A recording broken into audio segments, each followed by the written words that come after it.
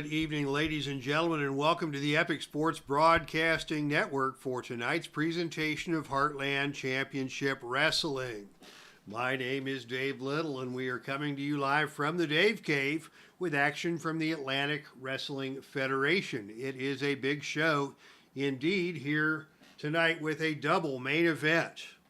It will be the Atlantic Heavyweight Championship on the line in a no disqualification match as Johnny Valentine, the champion, defends in a return match against the Nature Boy, Ric Flair. And in our main event, it will be tag team mayhem indeed with a title shot on the line. It's a #1 contenders match for the NWA World Tag Team Championship, pitting the Road Warriors with Precious Paul Ellering against the diabolical team of Kevin Sullivan and Cactus Jack. All right, before we came to air, we had our opening matches of the night. The show kicked off with Bobo Brazil picking up a pinfall victory over Baron von Raschke with a Cocoa Butt. Dick Murdoch was next, and he defeated Bob Roop with a brainbuster. Nick Aldis, the national treasure, came on and just had the match of his life, defeating Dusty Rhodes by submission with the King's Lynn Cloverleaf. And just before we came to air in tag team action, the Midnight Express, beautiful Bobby Eaton and Sweet Stan Lane with Jim Cornette defeated Kerry and David Von Erich after a double team attack on David. It was Sweet Stan Lane picking up the pinfall in that situation. And now we are ready for tonight's action. Normally we air 3 matches, but tonight I decided to go with 4 matches because our opening match of the televised broadcast is going to be such a good one. As the participants make ready the ring for tonight's opening televised matchup. The following contest is scheduled for one fall with a 30-minute time limit, and it is 2 of the classic wrestlers in this history of the sport. Introducing first, 5'11", 230 pounds, out of Mound, Minnesota. This is Verne Gagne.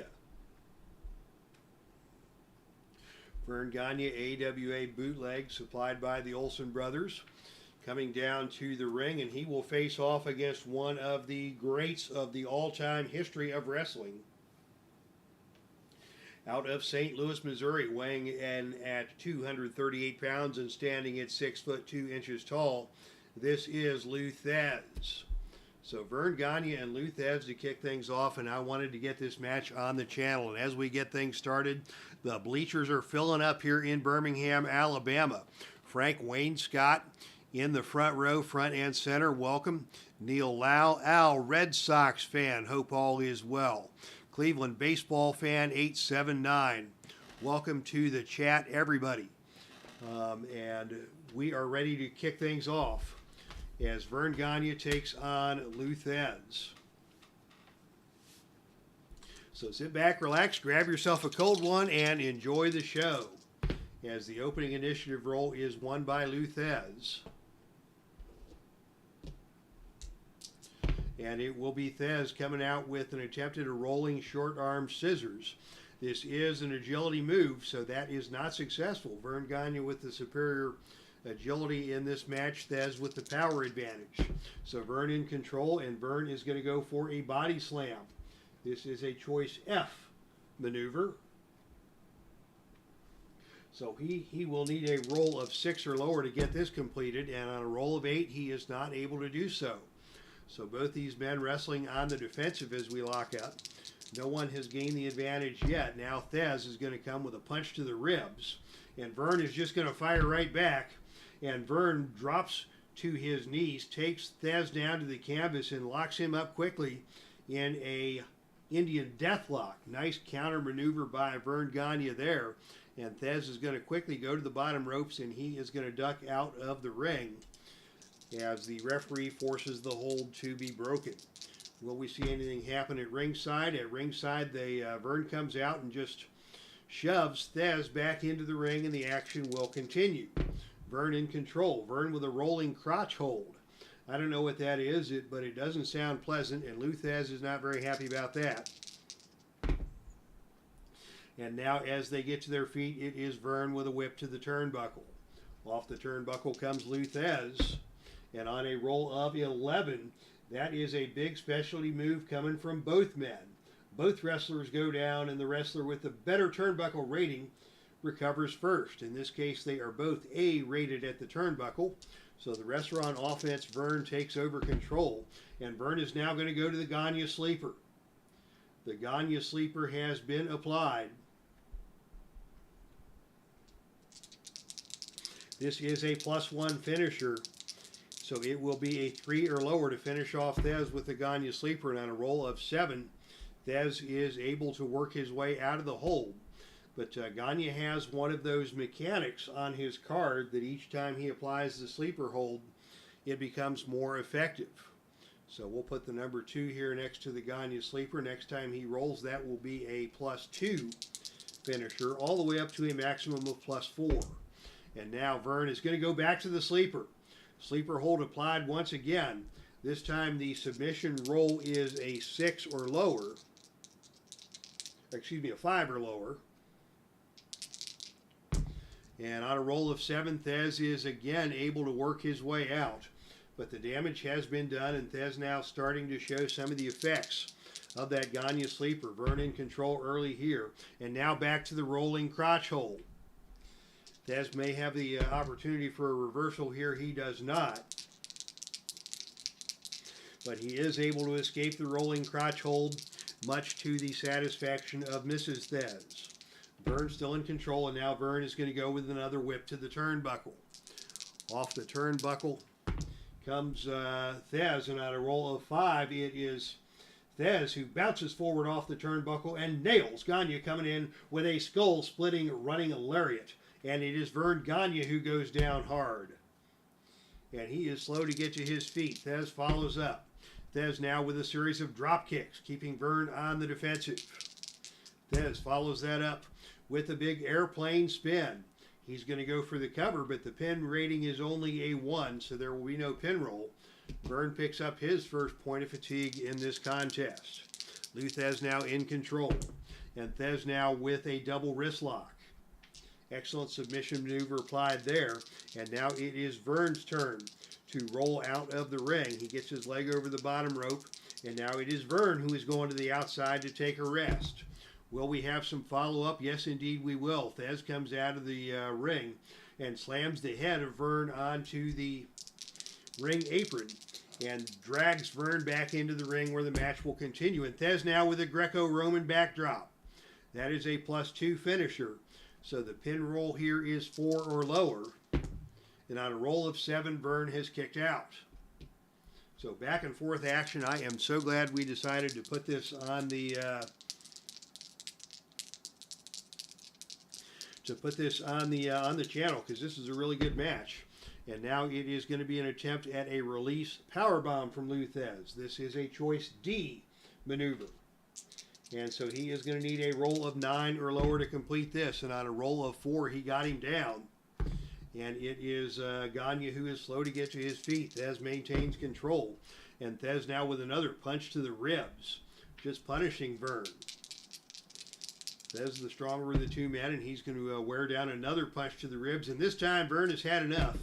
VERNE fires back with another takedown and another application of the Indian Deathlock. Boy, VERNE GAGNE showing his technical prowess in that situation with a nice reversal, and now maintaining the Indian Deathlock.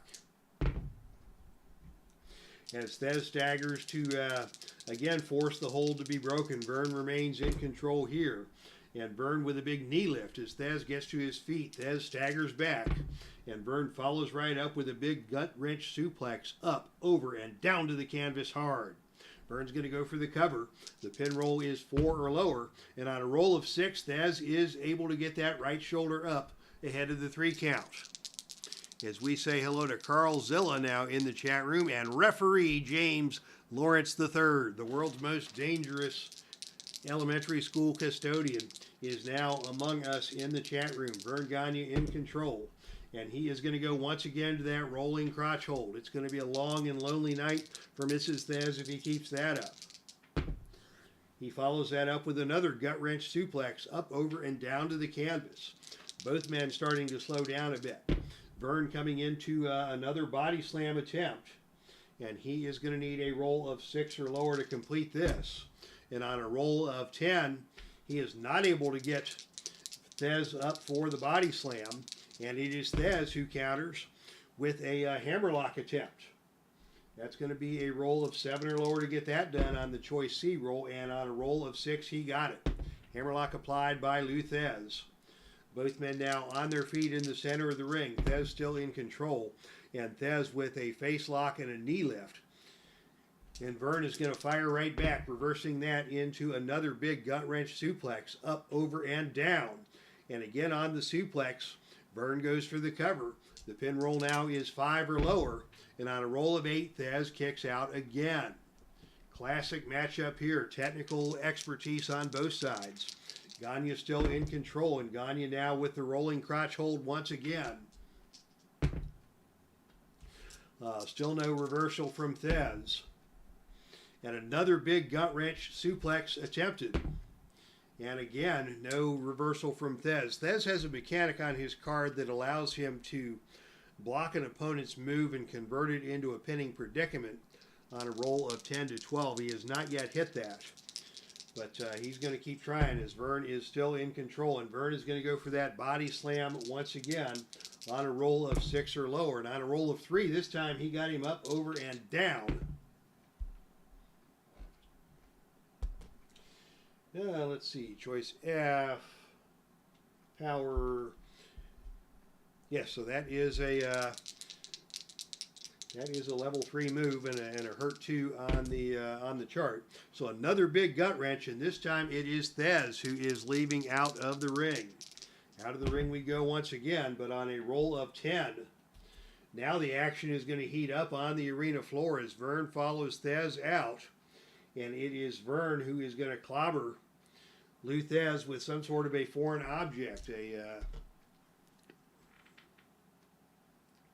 perhaps a steel chair, according to the chart. We may see a disqualification on this, but both these men have a disqualification rating of only 4. And on a roll of 9, Verne will not be disqualified as action returns to the ring. And now it is a death jump. Verne going up for the death jump for the first time. First time we've seen either of these men mount the turnbuckle. And Verne is going up top as these men are getting worn down and they are getting desperate and pulling out more and more moves from their arsenal. And on a roll of 10, it is a struggle on the top turnbuckle.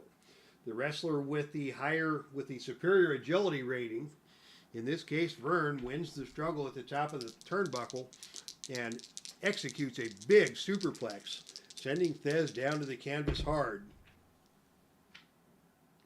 And as THESZ gets to his feet, Verne nails him with a flying drop kick. And that is an add 1 maneuver, so the fatigue points piling up on THESZ. As Verne maintains control, another gut wrench suplex, and once again, Lou THESZ is headed out of the ring. And on a roll of 10, once again, it is Verne coming out with that foreign object. Another steel chair shot from Verne, and the referees again choose to let it go as they come back into the ring, and Verne with another drop kick and another point of fatigue. Verne taking control of this match, but just has not been able to get THESZ back into a pinning or submission predicament. And now the rolling crotch hold once again. And THESZ in some trouble here, as Verne is going to follow that up with another attempt at a body slam, and this time THESZ powers out. And it is THESZ with the counter. THESZ going for that hammerlock once again. On a roll of 7 or lower, he is able to execute that. And now Verne spins out and comes back into that. And Verne, with the flying head scissors, takes THESZ over and down to the canvas out of nowhere. Verne goes for the cover. The pin roll now is 8. And on a roll of 10, THESZ kicks out again. Boy, THESZ showing great resiliency here, even as VERNE has taken control of this match. And now the spinning toe hold. And now THESZ hits the reversal. He blocks the spinning toe hold. He hits the Greco-Roman backdrop for a 0 finisher. And the pin roll here is 3 or lower. And on a roll of 9, VERNE kicks out. But THESZ took advantage of the opportunity there to reverse the tide of this match. And now it is a double wrist lock. And now it is VERNE who is going to make his way out of the ring. And it is THESZ who is coming after VERNE with the same steel chair. And again, the referees just let the action go. And now a step over toe hold face lock applied by THESZ as the action returns to the ring. THESZ in control. VERNE is hurting. The double wrist lock applied once again. VERNE slowly tries to work his way out of that. And THESZ converts it once again into a hammerlock. VERNE reverses the hammerlock. And it's VERNE who is going to go once again for that big body slam. And this time he got him up and down to the canvas hard. Finally, that big body slam comes through for VERNE GAGNE.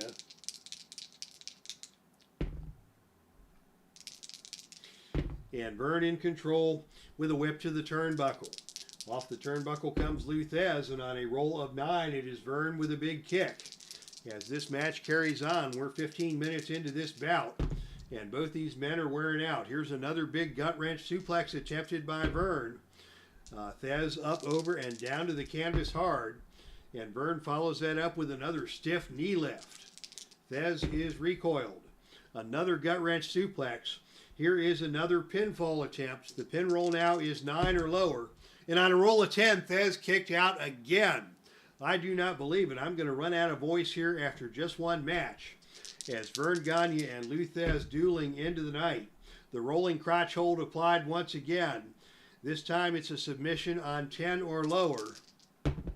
And finally, after a long and agonizing match, it is VERNE GAGNE with the rolling crotch hold picking up the win by submission. In an outstanding match. Good technical match on both sides. They got desperate at the end.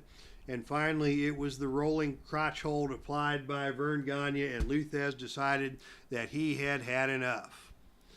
Indeed, as Frank Wainscott has observed, a great match between two true legends of the sport. So yeah, I'm glad we put that match on the channel here tonight for your entertainment pleasure. Good crowd here tonight, Birmingham, Alabama. The bleachers are full. The bleachers are full and the beer kegs are empty as we roll on to our next matchup in tonight's televised broadcast. This is a tag team match. The following contest is a #1 contenders match for the Atlantic Tag Team Championship. The winner of this match will get a title shot against the current champions Kevin Sullivan and Cactus Jack. Introducing first at a total combined weight of 473 pounds, Mr. Wrestling 1 and Mr. Wrestling 2.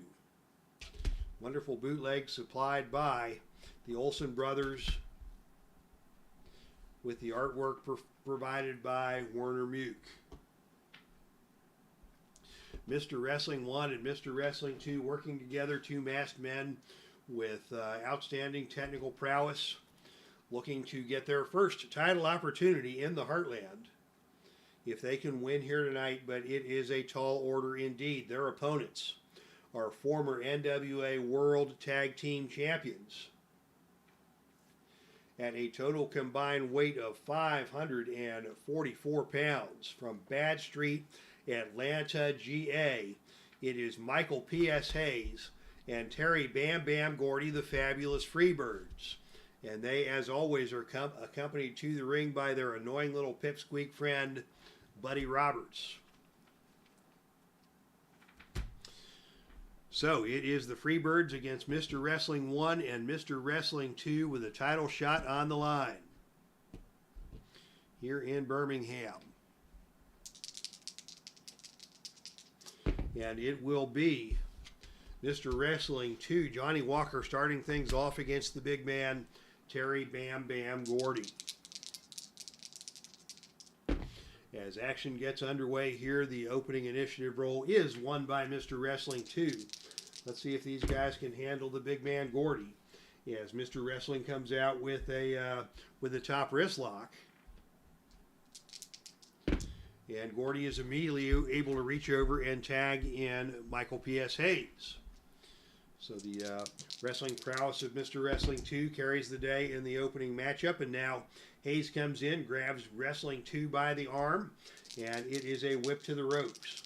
Off the ropes comes 2, but on a roll of 5, it is a knee to the head delivered by Mr. Wrestling 2 to Michael P.S. Hayes. 2 takes control, and 2 now with a whip to the ropes of his own. Hayes comes off the ropes, and on a roll of 11, it is a big back body drop by 2 that sends Hayes crashing down to the canvas. 2 now in control. And 2 is going to go with the atomic drop. And Hayes staggers into the corner. Not very happy about that. Head scissors by Mr. Wrestling 2 takes Hayes back down to the canvas. Hayes is going to try for the tag. He cannot get there. And 2 follows that up with a front face lock, taking Hayes down to the canvas. Hayes gets back to his feet. They're locked up in the center of the ring, and Hayes, with a kick to the face. That was nasty and very impolite. And Mr. Wrestling 2 not able to get over. And Hayes is in control now, and Hayes drops 2 with a neck breaker. Down to the canvas hard. 2 slow to get to his feet. Hayes in control. Hayes follows that up and just grabs the mask of Mr. Wrestling 2 and takes him back down. The card says hair pull takedown, but we'll go with mask takedown. 2 scrambles to his feet. They come back together in the center of the ring, and another kick to the face from Hayes staggers Mr. Wrestling 2. 2 is unable to make the tag. Hayes tags into Gordy, and we're going to see a double team here by the Freebirds. And on a roll of 9, it is a deadly chop. And Gordy is going to go for a big Samoan drop. This is a choice G maneuver. So he can either go to the death jump chart or he can go to the power roll. The power roll is 8 or lower, and that's more in keeping with Terry Gordy's style. And on a roll of 8, he does get 2 up, over, and down to the canvas hard. And 2 is going to try and roll out of the ring. And action will go out to the arena floor, which is just how the Freebirds like it. And on a roll of 9, it is Mr. Wrestling 2 who comes face to face with Buddy Roberts. Buddy Roberts is not going to get involved at this juncture, but 2 is going to crawl back into the ring where Terry Gordy is ready and waiting with bad intentions. And it is Gordy with a stop to the face. That is a choice C maneuver on a roll of 7 or lower. And on a roll of 4, he is successful with that stop to the face. And Wrestling 2 is down to his hands and knees. Gordy remains in control. Gordy with a knee drop once again onto Mr. Wrestling 2. Both men scramble to their feet. And it is a big forearm to the chest delivered by Gordy. Mr. Wrestling 2 stands his ground. Gordy with a headbutt. Mr. Wrestling 2 thought about a tag, could not get over to the corner. Mr. Wrestling 1, Tim Woods, waiting anxiously for his first entry into the match as Gordy fires back with another elbow hammer. And this time 2 fires back with an elbow drop. Gordy counters that, and Gordy comes with the snapmare that takes Mr. Wrestling 2 down to the canvas. Once again, both men scramble to their feet, and as they come together, Wrestling 2 tries the headlock takeover, can't get him over. That's a power move, and Gordy with another knee drop stuns Mr. Wrestling 2. Tag to Hayes as the Freebirds attempt to wear down Mr. Wrestling, but they are wrestling this match at the pace of the technical baby faces here. And as somebody in the chat room commented, the Freebirds need to get nasty. if they're going to overcome this kind of odds. Here's a neck breaker by Michael P.S. Hayes, and Wrestling 2 hits hard. Hayes goes for the cover. The pin roll is a 3, and on a roll of 6, Wrestling 2 is able to kick out, but we've seen our first near fall of the match here, courtesy of that neck breaker as delivered by Michael P.S. Hayes. Hayes now is going to go for a DDT, one of his signature moves. That is a choice D maneuver, so he'll need a roll of 9 or lower to hit that. And on a roll of 11, Mr. Wrestling 2 got out the back door. The DDT not successful, and Wrestling 2 with a front face lock. Again, Hayes with the counter, and Hayes with a whip to the turnbuckle. Off the turnbuckle comes Mr. Wrestling 2, and on a roll of 11, it is an incredible neck-breaking clothesline delivered by Hayes that takes Mr. Wrestling 2 down to the canvas hard once again. He turned him inside out with that clothesline. Hayes now in control. Hayes with a bulldog. That's his finisher. The pin roll here is a 5, so we're going to see a pin save attempt. And on a roll of 10, the pin save attempt is unsuccessful. We're going to have a pin here on a roll of 5 or lower, but on a roll of 10, Mr. Wrestling 2 is able to kick out, and the match continues. Tag to Gordy. Here comes a double team on Mr. Wrestling 2, and on a roll of 6, it is a bone-crushing double clothesline delivered by the Freebirds, and Wrestling 2 is down once again. Gordy now in control. Gordy with the power bomb. That's a +2 finisher. The pin roll now is 7. Here comes the pin save attempt, and on a roll of 7, the pin save is unsuccessful. And on a roll of 4, that is the pin. So the fabulous Freebirds really dominated this match. Wrestling 1, Tim Woods never did get tagged in. So it is Gordy defeating Mr. Wrestling 2 by way of the power bomb. And the fabulous Freebirds are now your #1 contenders to the Atlantic Tag Team Championship. And that is going to set up a confrontation for them against Kevin Sullivan and Cactus Jack. And you want to talk about a wild situation there. That would be a match that we will have to find a way to get that onto the channel in some form or fashion. But your winners and new #1 contenders to the Atlantic Tag Team Championship are the fabulous Freebirds after that victory over Mr. Wrestling, as Carl Zilla refers to them. Thank you, Carl Zilla, for that. All right, another drink to keep the pipes loose as we head into the first of our double main event. And this one is going to be another doozy. We saw these two go at it on pay-per-view just a few weeks back, and now it is time for the rematch. The following contest is scheduled for one fall, and it is a no disqualification match for the Atlantic Heavyweight Championship. Introducing first the challenger, accompanied to the ring by Bobby the Brain Heenan. He is 6'1", 243 pounds, from Charlotte, North Carolina, the Nature Boy, Ric Flair. So into the ring comes Flair, a very nice bootleg provided by the Olsen brothers, with the artwork again provided by the one and only Werner Muke. But his opponent is your reigning and defending Atlantic Heavyweight Champion, 255 pounds, 6'4", out of Seattle, Washington. This is Johnny Valentine. So Johnny Valentine and Nature Boy Ric Flair to square off. These two had one previous matchup that was won by disqualification by Flair after a dust-up on the arena floor. But by virtue of that disqualification victory, Flair has earned a return match, and it will be no disqualification rules on tonight's occasion, and Bobby the Brain Heenan could not be happier about that turn of events. This is why I got front row tickets. Both will bleed. And Philip Reynolds is here. Welcome, Philip. And Mark Ferguson. So the chat room again is filling up as all of the cool people are making their way to Birmingham, Alabama for tonight's double main event. Kicked off by this Atlantic Heavyweight Championship Showdown. And the opening initiative role is won by Johnny Valentine, the champion.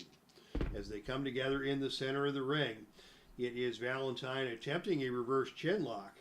That is an agility move, so Flair slips out of that one. Flair with the agility advantage in this matchup. Johnny Valentine with the power.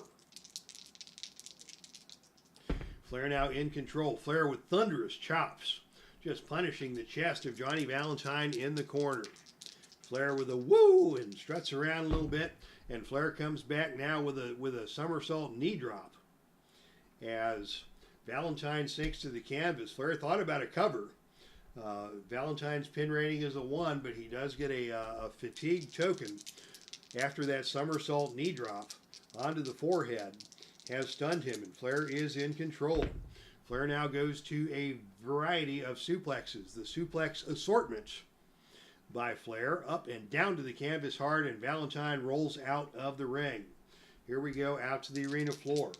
Both these men are A-rated performers on the floor, not afraid to mix it up. And on a roll of 3, that is good for Johnny Valentine. He grabs Flair by the leg, drags him out of the ring, and smashes him face first onto the turnbuckle post. And Johnny Valentine now takes control. Bobby Heenan very upset. As Valentine comes back, and Valentine goes to the sleeper. Flair, stunned after hitting the turnbuckle post, falls prey to that sleeper, and he is weakening. And he drops down to one knee. Valentine in control. What's he going to do now? Valentine is going to pitch Flair out of the ring, and here we go again. And on the arena floor this time, it is Flair who is out of there. And on a roll of 10, that is the foreign object roll. So Valentine comes out and smashes Flair with a steel chair, and there isn't anything the referees are going to do about it. No matter how much Bobby the Brain protests, this is a no disqualification match. And Valentine is determined to get his pound of flesh out of the Nature Boy here tonight in Birmingham. And a follow-up now with a backbreaker from Valentine. This is a Choice H roll. And on Choice H, Valentine has the option of a death jump or an agility roll. The agility is a -2. The death jump is a B, so Johnny Valentine is going to use the death jump roll on this backbreaker. And on a roll of 4, that was a bad idea, because that is the roll where the wrestler goes up to the top. Let's see, death jump 4. Yeah, the opponent climbs to the top rope, but you recover and throw him off the turnbuckle and into the ring. He goes down hard. So Valentine went for it, but Flair caught him.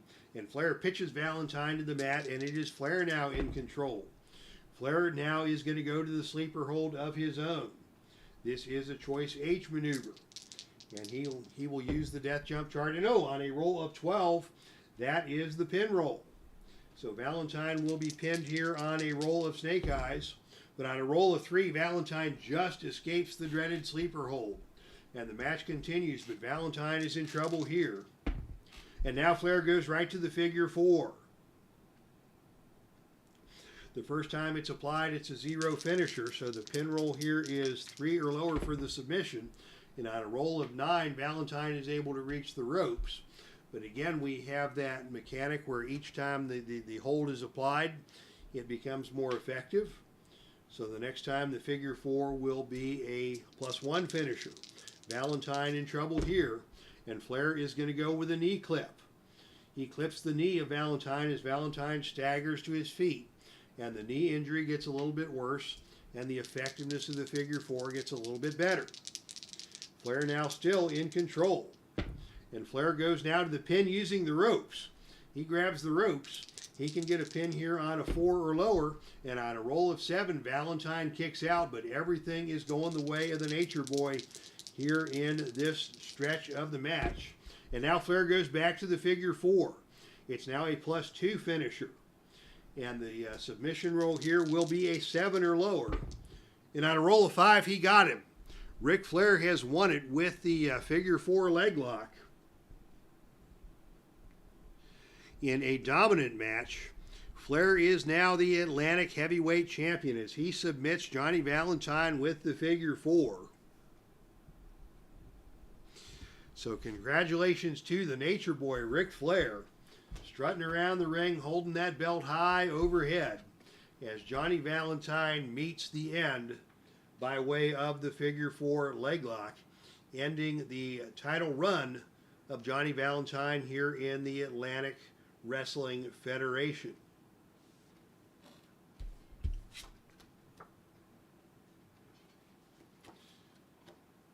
So congratulations to your winner and new Atlantic Heavyweight Champion, the Nature Boy, Ric Flair. And Bobby the Brain Heenan is just strutting around the ring saying, we had it all along. Flair didn't need my help. He did it all himself, and Flair is the man. Woo! To be the man, you got to beat the man. And Flair has proven it here tonight in Birmingham. All right. So a title change here in Birmingham. Ric Flair, your new Atlantic Heavyweight Champion. Congratulations to Johnny Valentine for a very successful reign. But all good things must come to an end. And tonight it is Horseman Country here in Birmingham as Ric Flair celebrates his title victory. And that brings us to our final match, the main event of the evening. And this is going to be a slobber knocker. The following contest is scheduled for one fall with a 45-minute time limit. And it is for the number 1 contender position for the NWA World Tag Team Championship. The current champions, of course, are the New Age Outlaws with their devious manager woman. And the winner of this match will get a title shot against the Outlaws for the NWA World Tag Team Championships. Introducing first, team number 1, your reigning and defending Atlantic Tag Team Champions. First to the ring, weighing in at 287 pounds, 6 foot 2 inches tall, out of Truth or Consequences, New Mexico. This is Cactus Jack. And his tag team partner out of Boston, Massachusetts.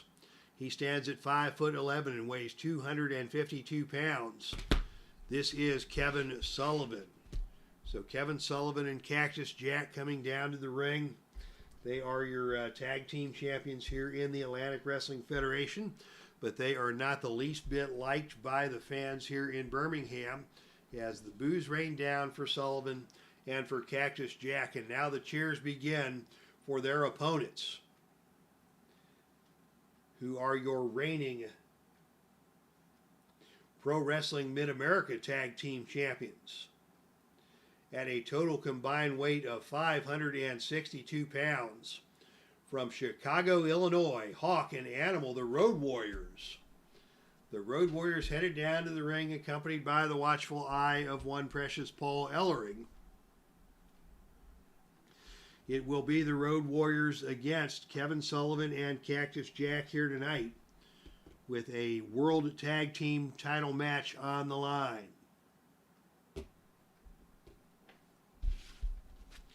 As the wrestlers come together in the center of the ring, a silent stare down taking place as the Road Warriors try to intimidate Cactus Jack and Kevin Sullivan, and Cactus Jack is too stupid to be intimidated by anybody or anything. And Sullivan, of course, encouraging his tag team partner as we are ready here for action. As SGG Replays joins us here, long time no see, my friend. The Woo becoming Ric Flair documentary was really sad to watch. I will have to check that out sometime. Thank you for the tip on that. As we go to the opening initiative roll, it will be Road Warrior Hawk starting things off against Cactus Jack. And on the opening initiative roll, it is Cactus Jack who takes the initiative. And Cactus Jack comes right in with a body slam. Slams Hawk down to the canvas, but Hawk just stands right up and gets right back into the face of Cactus Jack. What's Cactus going to do now? Cactus with a punch to the face. Hawk staggered by that. Hawk is unable to make the tag to Animal as Cactus Jack is on him. And Cactus Jack with a whip to the turnbuckle. Off the turnbuckle comes Road Warrior Hawk, and on a roll of 9, it is a big kick by Cactus Jack that stuns the Hawk. Cactus Jack follows that up with an elbow drop. Hawk rolls out of the way of that one, and it is Hawk who gets to his feet first and grabs the neck of Cactus Jack and just applies a neck crank. And now it is Cactus Jack who reaches over and tags out to his partner, Kevin Sullivan.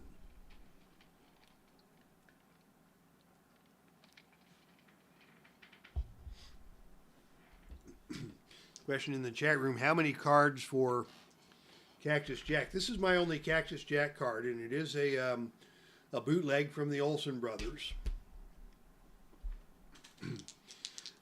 So Cactus Jack is not officially represented in the Filsinger game. All of these other cards are official Filsinger products. Sullivan now in the ring, squaring off against Road Warrior Hawk, and Sullivan with a karate thrust, and Hawk just fires right back. Hawk just grabs Sullivan up into the air and down hard to the canvas with a vertical suplex. And right away, Kevin Sullivan leaves the ring. And out to the arena floor we go.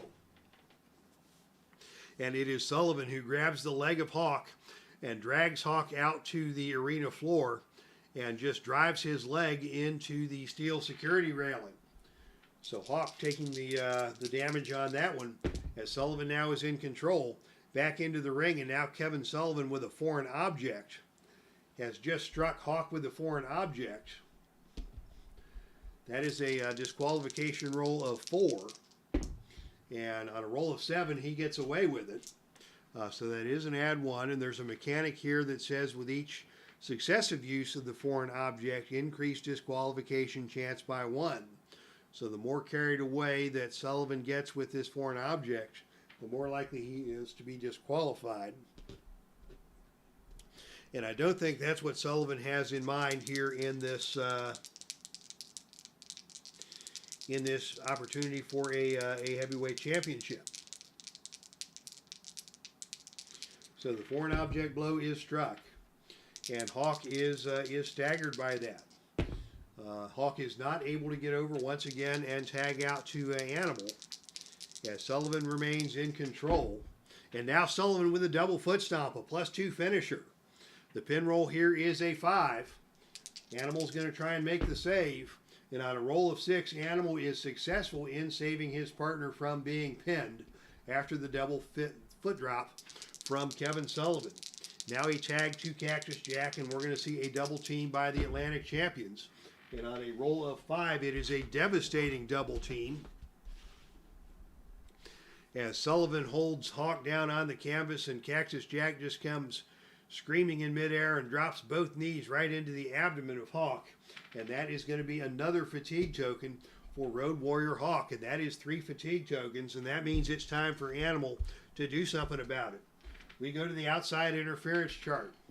Animal coming into the ring to take the measure of Cactus Jack. He can't handle it anymore after having been on the ring apron for this entire match. And on a roll of 3, Animal attacks Cactus Jack from behind. Both the Road Warriors double team Cactus Jack with deadly specialty moves. Add 1 to the opponent's pin rating and roll disqualification of 8. I don't think I'm going to use a disqualification here, but what I am going to do is roll the 8. And it is less than 8, so we're not going to let Hawk do the pin here. That would have been a pinning predicament. So instead of the disqualification, because this is a tag team match and it's not true outside interference, Animal is ushered out of the ring, and the pin is not counted, and Cactus Jack is able to get to his feet, and the match will continue. But the Road Warriors have now used both of their pin save opportunities, and that has worked to the advantage of Jack and Jack and Sullivan. And now it is Hawk, who is in control, and Hawk with a big boot to the face that staggers Cactus Jack. But oh, Cactus Jack on the level 2 reversal fires back with a pile driver, and down goes Hawk. Can Hawk finally make the tag? No, he cannot. Hawk cannot make the tag. Cactus Jack still in control, as Jack and Sullivan have wrestled brilliantly, cutting off the ring. And now it is a double arm DDT from Cactus Jack. That is a finisher. It's a +2 finisher. The pin roll here is 7. And on a roll of 4, he got him. What a match by Sullivan and Cactus Jack, pinning Road Warrior Hawk after Sullivan dropped him with a double arm DDT.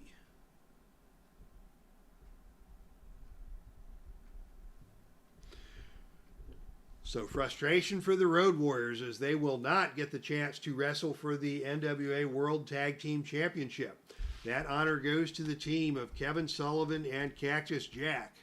They will be next in line to face the New Age Outlaws for the NWA World Tag Team Championship. As the Road Warriors go away disappointed from tonight's main event, but they still have the Texas Tag Team Championships, the PWMA version, and they will be back. They're not done with their quest to become World Tag Team Champions, but for tonight, that honor goes to Cactus Jack and Kevin Sullivan, and that is the conclusion of tonight's final match. So congratulations to boy, it was a night of the heels controlled the night here. Cactus Jack wins the Cactus Jack and Kevin Sullivan win the number 1 contenders match. They will go on to wrestle for the World Tag Team Championship. Ric Flair wins the Atlantic Heavyweight Championship, and the fabulous Freebirds are now the number 1 contenders to Sullivan and Cactus Jack. That match will be put on hold until after Sullivan and Cactus get their world title shot.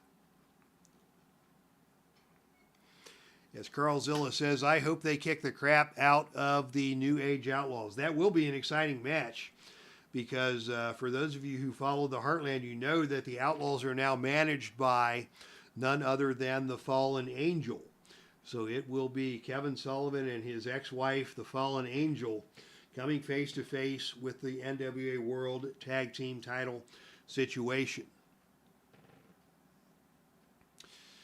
And so that is wraps things up for tonight. Let's say thank you to everybody who came in for tonight's matches. Neil Lau, Mark Ferguson, Carl Zilla, Frank Wayne Scott, SDG Replays.